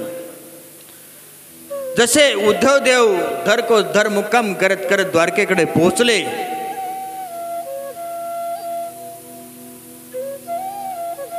श्रीकृष्ण भगवंत आता खाली धडाधडा उतरून पुढे आले. चक्रा मारतायत, राजवाड्याच्या अंगणामध्ये चक्कर मारतायत. कधी उद्धवाचा रथ येईल, कधी उद्धवाचा रथ येईल. उद्धव देवाचा रथ आला. घाई घाई उद्धव देवांना आता निरोप देण्याची आणलेल्या वस्तू, आणलेली शिदोरी यशोदा माई श्रीकृष्णापर्यंत पोहोचवायची घाई झालेली आहे. घाई झालेली आहे. रथातून उतरले, ते साहित्य घेतलं आणि श्रीकृष्ण भगवंताकडे धावले. अंगावरचा पितांबर काढला, हातावर घेतला. त्या ज्या वस्तू होत्या त्या श्रीकृष्ण भगवंताच्या हातात दिल्या आणि साष्टांग दंडवत घातला. आता मात्र उद्धव देव इथे प्रायचित करतायत. ओक्सा बोक्शी रडायला लागले दंडवत घालून, महाराज चुकलो महाराज, मी माझ्या मनामध्ये त्या दिवशी तसा विकल्प आला नसता.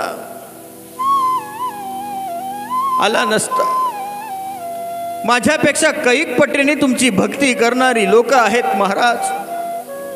चुकलो मी काय सेवा करू तुमची, मी काय सेवा करू. अरे स्वतःची देहाची अनास्था केली त्या गोकुळातल्या गोपिकांनी. झाडं सुकून गेली, पक्षी तसेच आहे. यमुना नदी वाहायची विसरली. नंद बाबा खानपान विसरून एका खाटेवर सतत तुमची चिंता करताय महाराज. यशोदा माईची इथे अवस्था बघवत नाही. कोरड पडली होटावर, पाणी सुद्धा पित नाही यशोदा माई लवकर. डोळ्याला चिपडे आलेले आहे, सारखं तुमचं ध्यान करती महाराज. यशोदा माई सारखं तुमच्या ध्यानात आहे. उद्धव देव खळाखळा आपल्या डोळ्यातून अश्रू काढतायत, रडतायत.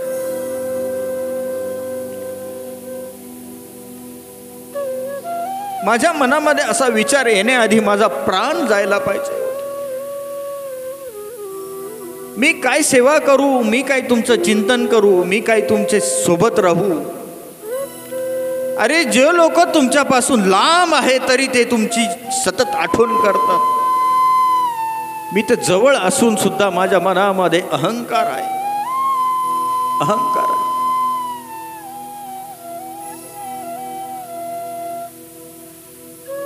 प्रायश्चित्त झालं. डोळ्यातून अश्रू खळाखळा वाहून बाहेर आले. उद्धवाचं सगळं अंतःकरण निर्मळ झालं. धून निघालं, धून. श्रीकृष्ण भगवंत खाली वाकले, उद्धव देवाला उठवलं. आता उद्धव देवाने बघितलं श्रीकृष्ण भगवंताच्या सुद्धा डोळ्यात पाणी आहे. श्रीकृष्ण भगवंताच्या डोळ्यात पाणी आहे. श्रीकृष्ण भगवंताचा आणि उद्धवाचा संवाद चालू आहे. भगवंत म्हणतात की उद्धवा, हीच भक्ती सगळ्या जगाला विसरून माझ्यामध्ये जो मन लावतो, हीच भक्ती मला अभिप्रेत आहे. हीच भक्ती मला अभिप्रेत आहे. देहभान विसरले. प्रत्येक वस्तू ज्यावेळेस जे काम करायचं ते विसरून गेले आणि माझ्यामध्ये जे रममान झाले त्यांच्यासाठी माझ्या डोळ्यात पाणी आहे. त्यांच्यासाठी मी कृष्ण आहे, त्यांच्यासाठी मी जनार्दन आहे, त्यांच्यासाठी मी परमात्मा आहे. त्यांच्या रक्षणाची आणि त्यांचा योगक्षेम पुरवण्याची जी जबाबदारी आहे ती माझी आहे. तो हिमालयातल्या एखाद्या खडकावर बसला जाऊन आणि माझं जर नामचिंतन करत असेल तर मी त्याचं उदर भरण पोषण तिथे करीन, तिथे नेऊन देईन त्याला. मला हेच अभिप्रेत आहे. म्हणून संत म्हणतात, हेची थोर भक्ती आवडते देवा, संकल्पावी माया संसाराची माया संकल्पित करून तिलांजली देऊन त्याला विसरून जो परमेश्वराची भक्ती करतो ही थोर भक्ती आवडते. म्हणे नाही भाव म्हणे देवा मला पाव, म्हणे नाही भाव म्हणे देवा मला पाव. देवशाने पावायचा नाही रे, देवशान भेटायचा नाही रे, नाही रे. देव बाजारचा भाजीपाला नाही रे, देव बाजारचा भाजीपाला नाही रे, देव बाजारचा भाजीपाला नाही रे. म्हणे नाही भाव म्हणे देवा मला पाव, म्हणे नाही भाव म्हणे देवा मला पाव. देवाशान पावायचा नाही रे, देवशान पावायचा नाही रे, नाही रे. देव बाजारचा भाजीपाला नाही रे, देव बाजारचा भाजीपाला नाही रे, देव बाजारचा भाजीपाला नाही रे. मनामध्ये परमेश्वराविषयी भाव असला पाहिजे, भक्ती असली पाहिजे. सुखी संपन्न राज्य द्वारकाधीशांचं चालू आहे. सूर्य पर्व जवळ आला, दिलेला शब्द पाळायचा आहे, गोपिकांची भेट घ्यायची आहे.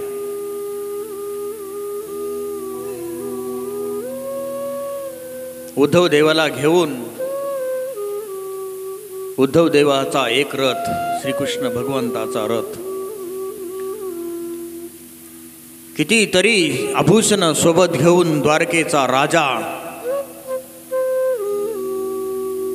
सूर्यपर्वाकारने समंतक ठिकाणी निघाला. आज गोकुळांची पण तीच अवस्था आहे. सकाळी उठून पटकन सगळं आवरून ठेवलं, लग बघीने अरे आज सूर्यपर्व आहे, आपल्याला श्रीकृष्ण भेटायला येणार आहे, आपल्याला बोलवलं आहे. पटापटा घरची कामे आटपून पटापटा सर्व उरकून, कोणी कृष्णासाठी माखन घेतलं, कोणी त्याला काय आवडतं म्हणून ते घेतलं, सगळे पदार्थ, कोणी लाडू बनवून घेतले. सगळे निघाले, लगबेगिनी निघाले. इकडून श्रीकृष्ण भगवंत द्वारकेहून येत आहेत.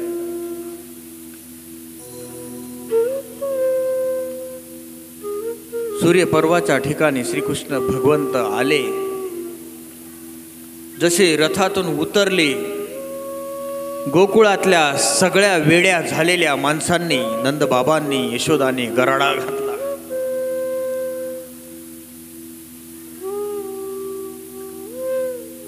सगळे रथायला झोंबायला लागले. यशोदा माईला राहुलं नाही, कृष्णा अरे किती दिवसातून आला. धावत धावत गेली आणि श्रीकृष्ण भगवंताच्या गळ्यात पडली. कडकडून मिठी मारली, तपासलं, कृष्णाला तपासलं, बराय करे तो.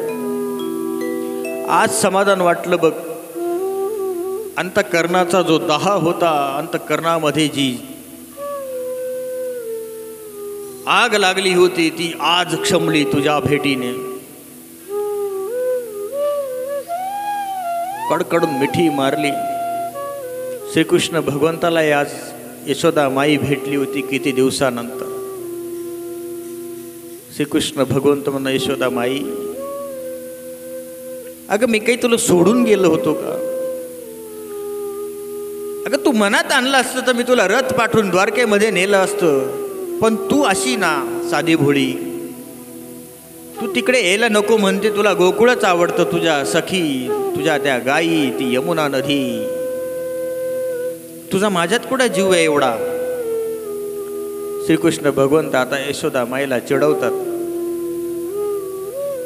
काय आणलं माझ्यासाठी, काय आणणार कृष्णा, कान्हा तुझ्यासाठी बघ माखन आणलं, खातो का, बऱ्याच दिवसाचं माझ्या हातून तू माखन खाल्लं नाही, चल बघ खाऊ घाल. यशोदा माईने घाई घाई ते मडकं घेतलं आणि पटकन 2 बोटं श्रीकृष्ण भगवंताच्या तोंडामध्ये घातली. तेच माखन श्रीकृष्ण भगवंतांनी यशोदा माईच्या तोंडात घातलं, नंद बाबाला खाऊ घातलं. सगळं गोकुळ सुखावलं, सगळ्या गोपिका सुखावल्या. श्रीकृष्ण भगवंताच्या दर्शनाने, स्पर्शनाने, संभाषणाने प्रत्येकाच्या मनामध्ये जो दहा होता तो शांत झाला. उद्धव देव सर्व क्रीडा पाहतायत आणि मनामध्ये करतायत का, अरे हे खरे भक्त आहेत. आता मात्र श्रीकृष्ण भगवंत 3 दिवस त्यांच्यामध्ये होते. 3 दिवस त्यांच्यासोबत खाल्लं पिल्लं, बसले उठले, सर्व काही विधी त्यांच्यासोबत केला श्रीकृष्ण भगवंताने. पर्व झाला, एक पर्वणी झाली. आता मात्र द्वारकेकडे परत निघायचं आहे, परत जायचं, आपला राज्यकारभार सोडायचा आहे. पण कसं काय करायचं, यांना कसं समजून सांगायचं. आता गोपिका श्रीकृष्णाला म्हणतात, आता जायचं नाही, आता सोडणार नाही, बाद झालं ते राज्य बीज सगळं. आपलं जे यमुनेमध्ये, वृंदावनामध्ये, गोकुळामध्ये ज्या क्रीडा चालू होत्या त्याच ठीक आहे. ते म्हणले नाही, अजून बऱ्याचशा गोष्टी बाकी आहे, माझ्यावर जबाबदारी पडली, आता मला ती पूर्ण करायची आहे.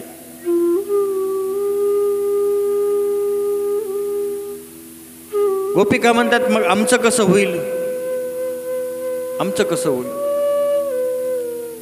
श्रीकृष्ण म्हणतात, तुमचं बी बरोबर करतो मी. आता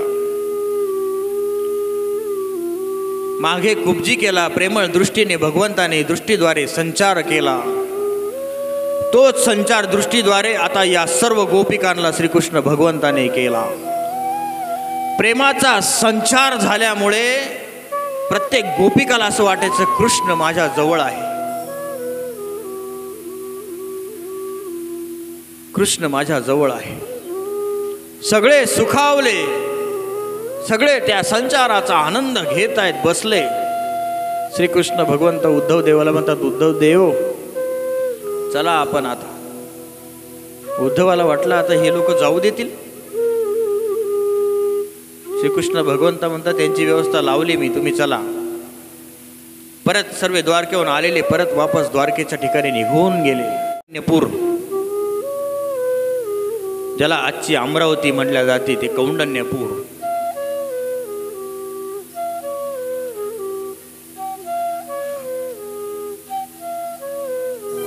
तिथे रुक्मिणी नावाची एक कन्या, अतिशय सुंदर, अतिशय रूपवती.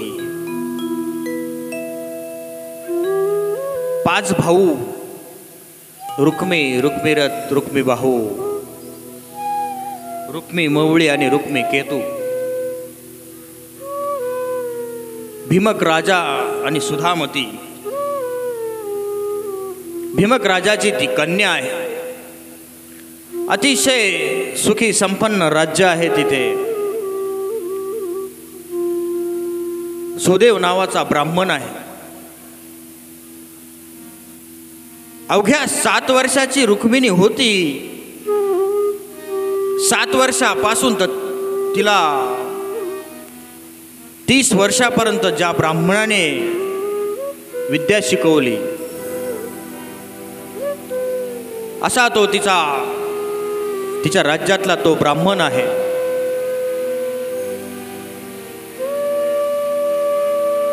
रुक्मिणी शिक्षण घेत असताना एक दिवस राजवाड्यात आली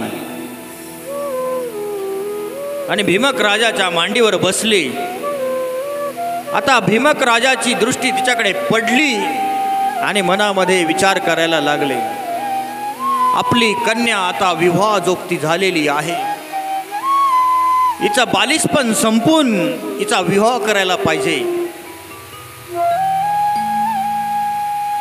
असा विचार मनामध्ये आला.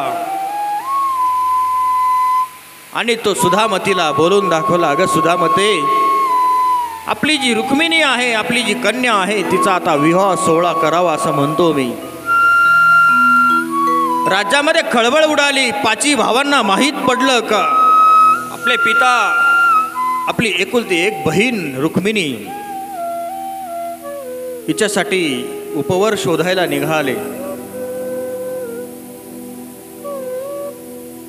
चर्चा चालू झाली. 1 दिवस झाले, 2 दिवस झाले, 3 दिवस झाले, दिवसामागून दिवस चर्चा चालू आहे.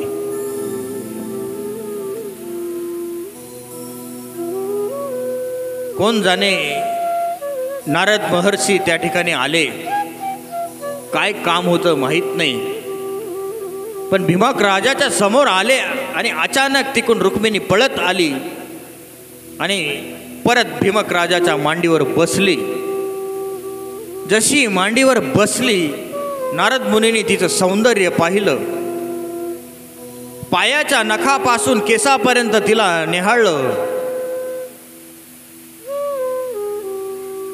देवादिकांमध्ये सुद्धा असं सौंदर्य दुर्लभ आहे.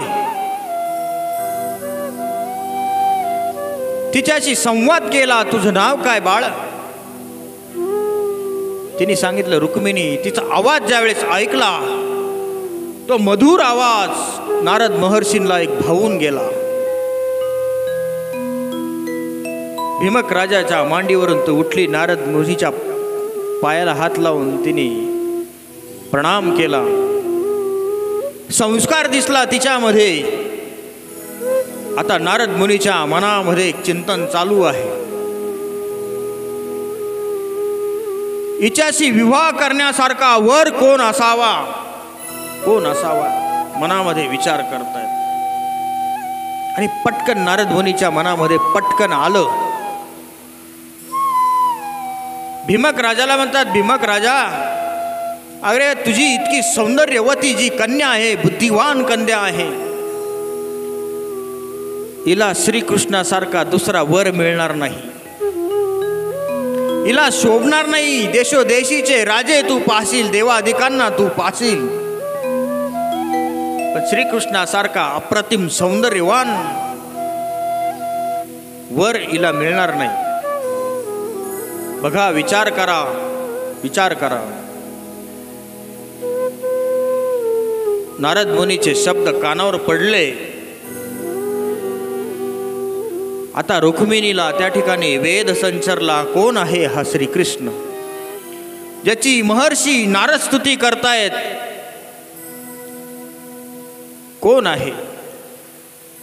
आता ध्यास लागला, कधी भेटेन मला, कसा पाहीन मी त्याला. नारद महर्षी तिथून निघून लगेच द्वारकेला निघाले. राज्यामध्ये चर्चा चालू आहे. प्रत्येक जण कोण कोणाचं नाव घेतं, कोण कोणाचं नाव घेतं.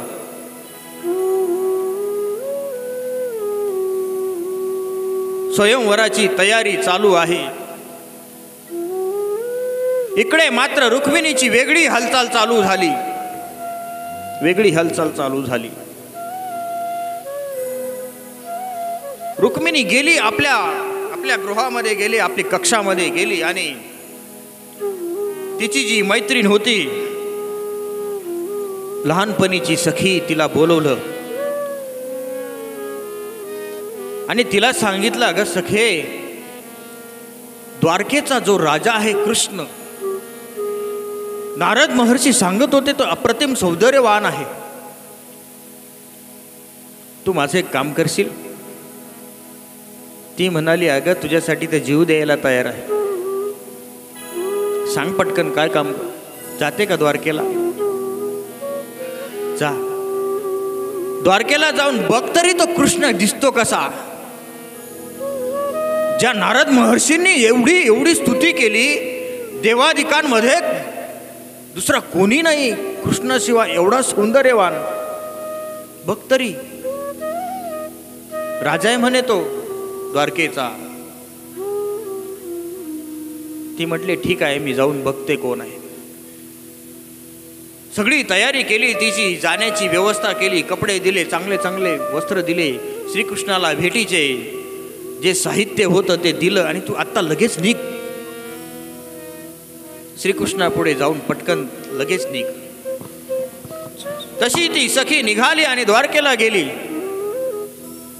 ती जायच्या आत नारद महर्षी तिथे पोचलेले आहे. नारद महर्षी श्रीकृष्ण भगवंताच्या समोर रुक्मिणीचं वर्णन करतायत. भीमक राजाची कन्या सुधामती, तिची माता कौंडण्यपूर. काय अप्रतिम सौंदर्य पाहिलं महर्षी सांगतायत श्रीकृष्णाला. श्रीकृष्ण भगवंता महाराजा, आपण विवाह करावा तर रुक्मिणीशी. तितक्यात ही पोचली. श्रीकृष्ण भगवंताला निरोप आला. कौंडण्यपूरून कोणीतरी रुक्मिणीची सखी आहे अशी सांगती आहे आणि ती आपल्याला भेटायला आली. भगवंताची आज्ञा झाली, तिला त्या राजसभेमध्ये आणल्या गेलं. सगळी भेटीची वस्तू घेऊन जशी ती पुढे झाली आणि श्रीकृष्णावर नजर गेली, एकदम जागच्या जागी स्तब्ध झाली. रुक्मिणीचं सौंदर्य आम्ही तर रोज पाहत होतो, हे तर श्रीकृष्णाचं अप्रतिम सौंदर्य आहे. श्रीकृष्ण भगवंत बसलेले आहेत, तिच्या नखावर तिचं दृष्टी पडली, ते नखच निहाळत राहिली. पुढे जाऊन श्रीकृष्ण भगवंताच्या हातातलं कंगन ती पाहते आहे. त्या कंगणाचं सौंदर्य ती पाहतच राहिली. अंगावरची एक एक भरजरी वस्त्र ती पाहते आहे. श्रीकृष्ण भगवंताची जी सौंदर्य, श्रीकृष्ण भगवंताचे डोळे पाहते आहे. श्रीकृष्ण भगवंताचं जे सौंदर्य एकदम खिळून गेली, एकदम खिळून गेली. आता तिला विचार पडला, ह्या प्रत्येक गोष्टी मी रुक्मिणीला जाऊन सांगू तरी कशी सांगू, कशी सांगू. आणि म्हणून त्या दिवशी तिचा पाहुणचार झाला, सगळं झालं, सगळे वस्त्र झालं. जशी द्वारकेहून निघाली परत कौंडण्यपूरला आली. रुक्मिणी म्हणते, अगे तू बोलत का नाहीस? ते काय सांगू रुक्मिणी, शब्द तर पाहिजे ना. अरे ते सौंदर्य तुझ्या समोर येऊन इथं वाखाणायचं कसं? अरे मी पहिल्या वेळेस श्रीकृष्णाला बघितलं, त्याचं नख बघितलं तर नखावरून माझी दृष्टी हलली नाही. कशी तरी प्रयत्न करून मी त्याच्या मनगटाकडे सरकले आणि ते कंगन बघितलं, तिथे दृष्टी खिळली. त्याच्या बाहूकडे सरकले, ते बलदंड बाहू त्याच्या पाहिले. एका राजाचे जसे पिंड असतो बरदस्त, एक एक अवयव मी निहाळत राहिले. काय सांगावं तुला सौंदर्य, तिला प्रत्यक्ष पाहिल्याशिवाय सांगता येत नाही, सांगताच येत नाही. रुक्मिणी म्हटली, तू काही कामाची नाही, जाऊन आली, सांगता येत नाही. आता रुक्मिणीला नारदाने स्तुती केली, आता तिच्या सखीने स्तुती केली. आता रुक्मिणीला अजून जिज्ञासा निर्माण झाली. श्रीकृष्ण भगवंताला भेटायलाच पाहिजे, काय करता येईल? ज्याच्याकडून वेद अध्ययन शिकलं तो सुदेव नावाचा ब्राह्मण पाचारण केला गेला. आता सुदेवजी आले. रुक्मिणीला म्हटले, रुक्मिणी काय, कशासाठी मला बोलवलं? म्हटले, इथे बसा. माझ्या मनातली गोष्ट मी एक तर माझ्या सखीला सांगू शकते किंवा मी तुम्हाला सांगू शकते. तुम्ही माझे गुरुस्थानी आहात. म्हणले, माझ्या पित्याची, माझ्या मातीची आणि 5 जे भाऊ आहेत त्यांची माझी विवाह करायची चळवळ चालू आहे. विवाह देशोदेशीचे राज्य तपासले जात आहेत. पण मला नारद महर्षींनी सांगितलं की श्रीकृष्ण एकदम सौंदर्यवान आहे, यथा योग्य आहे. मी माझ्या या सखीला तिथे पाठवलं, द्वारकेला.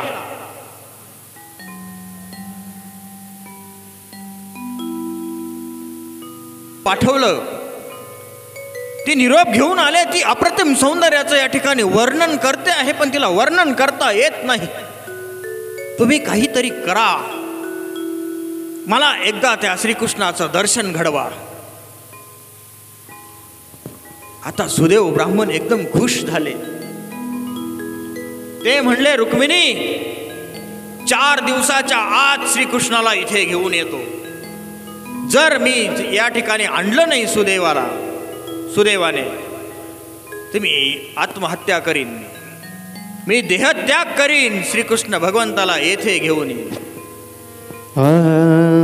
मन वेडे रमतच नाही ग, मन वेडे रमतच नाही ग, मज कृष्ण भेटवा बाई ग, मन कृष्ण भेटवा बाई ग, मज कृष्ण भेटवा बाई ग, मन वेडे रमतच नाही ग, मन वेडे रमतच नाही ग, मज कृष्ण भेटवा बाई ग, मज कृष्ण भेटवा बाई ग, मज कृष्ण भेटवा बाई. माझं मन रमत नाही, सुदेव ब्राह्मणाने सांगितलं. लगबगीने सुदैवाने तयारी केली, सगळी लागणारी सामुग्री घेतली आणि द्वारकेला गेले. जसे द्वारकेला पोहोचले, श्रीकृष्ण भगवंताच्या भेटीला गेले. आणलेले सर्व द्रव्य पदार्थ सर्व श्रीकृष्णाला अर्पण केले. हात जोडून उभे राहिले आणि म्हणले, महाराज, भीमक राजाची कन्या रुक्मिणी तुम्हाला पाहण्यासाठी आतुर झालेली आहे. महाराज विनंती करतो, महाराज आपल्यासाठी विवाह करण्यासाठी रुक्मिणी सारखी दुसरी सौंदर्यवती बुद्धिवंत दुसरी कोणी नाही. महाराज स्वीकार करावा, तिचा स्वीकार करावा. आता मात्र श्रीकृष्ण भगवंत सुदेवाला विचारतात. भगवंत तर सर्वज्ञ आहे, त्यांना जाऊन सांगायची काय गरज होती. सुदेवाला विचारलं, सुदेव ब्राह्मण, तुम्ही ज्या वेळेस रुक्मिणी पासून निघाले त्यावेळेस रुक्मिणीची काय अवस्था होती, काय अवस्था आहे ती सांगा. आता सुदेव श्रीकृष्ण भगवंताला सांगतो, महाराज, ती तिच्या कक्षामध्ये बसलेली होती आणि तिची जी सेविका आहे ना, ती जर तिला पानाचा विडा देते आहे ना, तर तिच्या अंगामध्ये इतका ताप आलेला आहे. हातामध्ये ते पानं दिलेले आहेत, ते पिवळे झालेले आहे. तिची अवस्था अशी आहे, ती खानपान विसरली, देहभान विसरून गेलेली आहे. सतत तुमच्या या स्वरूपाचं चिंतन तिच्या मनामध्ये असावं असं वाटतं. महाराज, एक विनंती करतो, महाराज, आपण जर गेले नाही तर मोठा घात होईल. कदाचित रुक्मिणी या अवस्थेतून ती आपला देह सोडून देण्याची शक्यता आहे. आता श्रीकृष्ण भगवंत मात्र स्मित हास्य करतायत आणि आपल्या आसनावरून उठून उभे राहिले आणि सुदैवाला म्हटले, सुदेव ब्राह्मण, तुम्ही काय म्हणालात?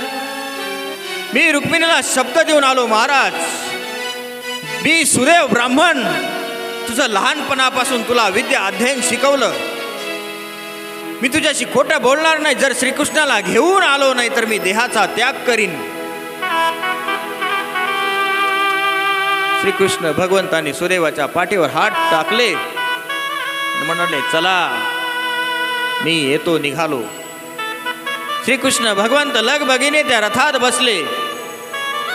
सुदेव ब्राह्मणाला सोबत घेतलं आणि द्वारकेहून रथ निघाला कौंडण्यपुराकडे. कौंडण्यपूर म्हणजे आताची अमरावती, महाराष्ट्रामध्ये आहे. रुक्मिणी हे आपली महाराष्ट्र कन्या आहे बघा. आणि रथ निघाला द्वारकेवरून. कौंडण्यपूरच्या जवळ पोहोचला. नगरामध्ये त्या ठिकाणी बातमी गेली की श्रीकृष्णाचं आगमन होत आहे. इकडे मात्र बळीराम दादा आणि त्यांना माहिती पडलं की श्रीकृष्ण भगवंत एकटेच गेले. आणि तिकडे भीमक राजाच्या ज्या याच्यामध्ये आहे ते सर्व श्रीकृष्णाचे विरोधी आहे. शिशुपाळ आहे, जरासंध आहे, वेगळे वेगळ्या देशोदेशीचे राज्य रुक्मिणीला उपवर करण्यासाठी येणारे सर्व विरोधी आहे. बळीराम दादाने उग्रसेनाला सांगितलं काय करायला पाहिजे. उग्रसेन म्हणे लगेच तातडीने निघा. मध्येच पांडवांची भेट झाली. अर्जुनही भेटलेला आहे. अर्जुनही त्यांच्या सोबत निघाला. तिघे जण आपलं रथ आपलं साहित्य घेऊन सगळं सैन्य घेऊन निघाले. श्रीकृष्ण भगवंत तोपर्यंत अमरावतीला म्हणजे कौंडण्यपूरला पोहोचलेले आहे. जसे गेले तसे भीमकाच्या राजवाड्यामध्ये गेले. आरोळी ठोकण्यात आलेली राजाधिराज महाराज द्वारकाधीशांचं आगमन कौंडण्यपुरामध्ये भीमक राजांच्या समोर होत आहे. रथातून भगवंत उतरले. भरजबरी पितांबर अंगावर निघाले. द्वारकाधीश महाराज भीमक राजा समोर आला. बसायला आसन टाकलं आणि बसले. आता मात्र रुक्मिणीच्या कानावर शब्द जसे पडले श्रीकृष्ण भगवंताचं आगमन झालेलं आहे. श्रीकृष्ण भगवंत राजदरबारामध्ये प्रवेशल्या गेलेले आहे. आसनावर आसनिस्थ झालेले आहे. जशी उठली एक एक सखी पाठवायला लागे. सांगा गे कृष्ण दिसतो कसा.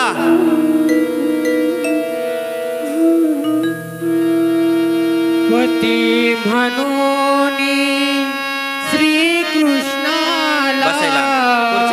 पती म्हणून खुर्च्याची व्यवस्था कर. कृष्णाला मानित से रुक्मिणी सुदेवा जाऊन सांगा धनी सुदेवा जाऊन सांगा धनी सुदेवा जाऊन सांगा धनी सुदेवा जाऊन सांगा धनी पती म्हणून श्रीकृष्णाला पती म्हणून श्रीकृष्णाला मानित से रुक्मिणी सुदेवा जाऊन सांगा धनी सुदेवा जाऊन सांगा धनी सुदेवा जाऊन सांगा धनी पती म्हणून. सुदेवाचा निरोप पोचल्यानंतर श्रीकृष्ण भगवंत भीमक राजाच्या राज्यामध्ये आगमन होऊन श्रीकृष्ण भगवंत आसनाधीन झालेले आहे. आसनावर आसनस्थ श्रीकृष्ण भगवंतासहित सुदेव नावाचा ब्राह्मण आलेला. उग्रसेन राजा आहे. अर्जुन आलेला आहे. बळराम दादा आलेले आहे.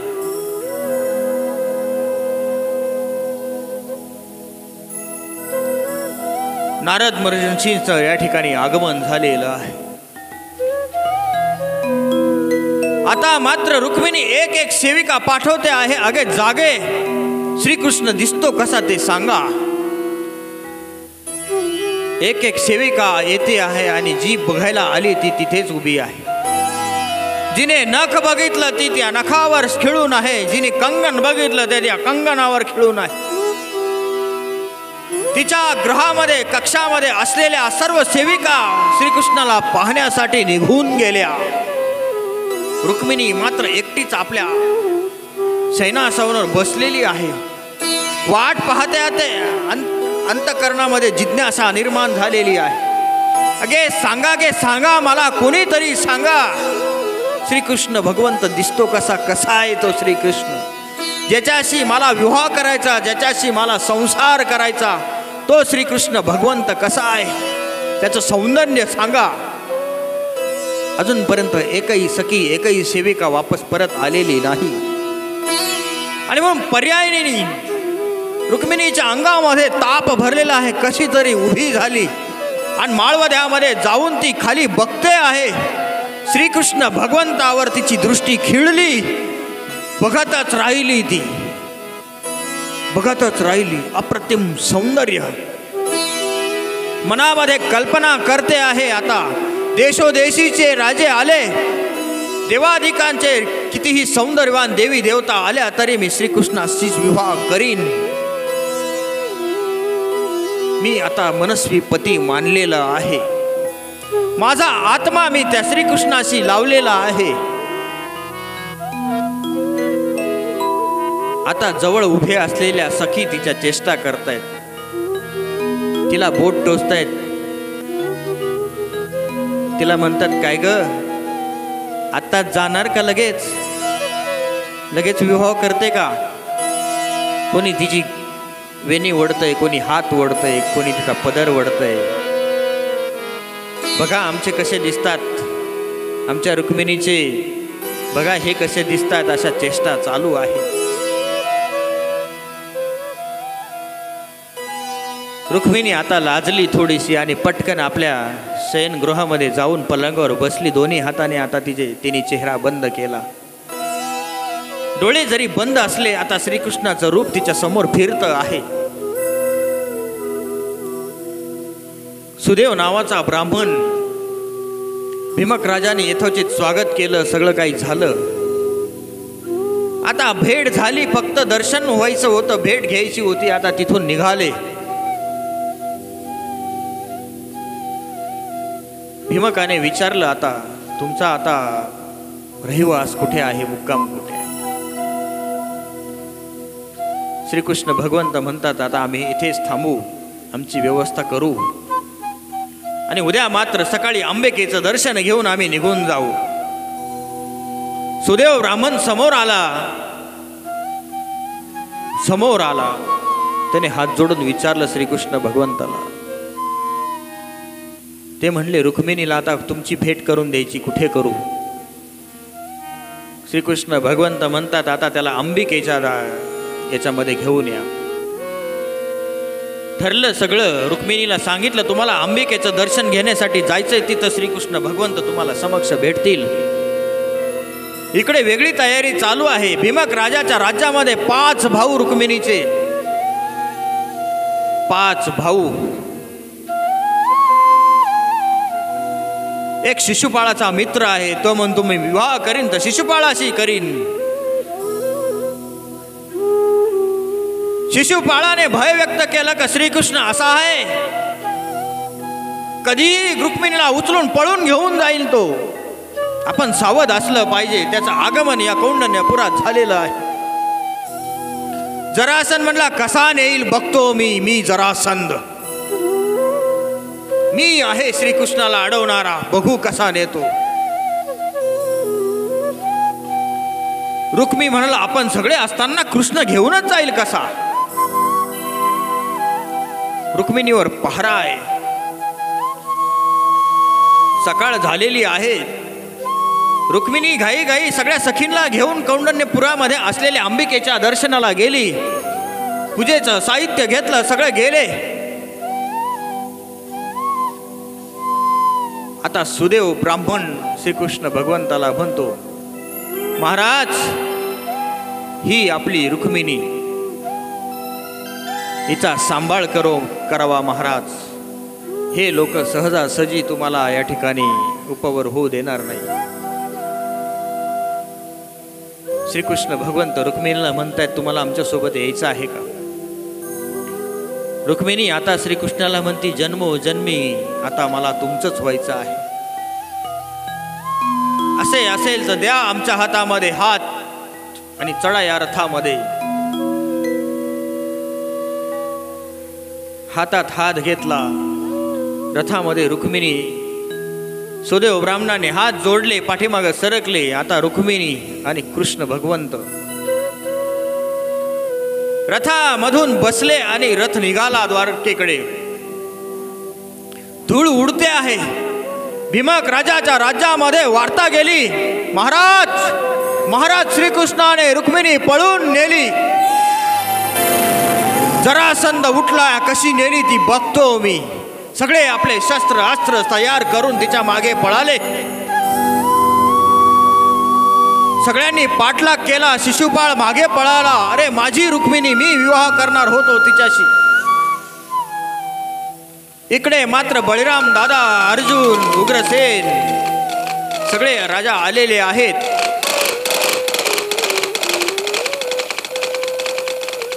सगळ्यांचं तुंबळ युद्ध त्यांच्या ठिकाणी झालं. श्रीकृष्ण भगवंताने रुक्मिणी द्वारकेला पळून नेली.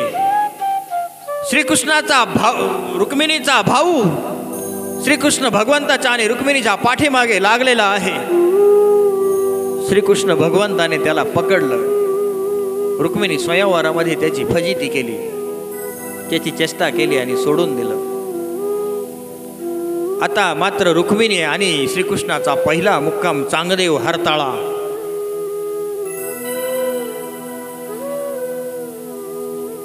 तिथून निघाले आणि द्वारकेला गेले. आता श्रीकृष्णाचा आणि रुक्मिणीचा विवाह सोहळा तिथे मूळ द्वारका नावाचं ठिकाण आहे. तिथे एक मंदिर आहे. त्या मंदिरामध्ये आता श्रीकृष्ण आणि रुक्मिणी, सुदेव ब्राह्मण आता त्यांचं विवाह सोहळा पार करणार आहे. अतिशय छान असं राज्य या ठिकाणी चालतं आहे. सदैव रुक्मिणीची साथ श्रीकृष्ण भगवंताला आहे. रुक्मिणी जसे उद्धव देवाची आणि श्रीकृष्ण भगवानची अति प्रीती आहे,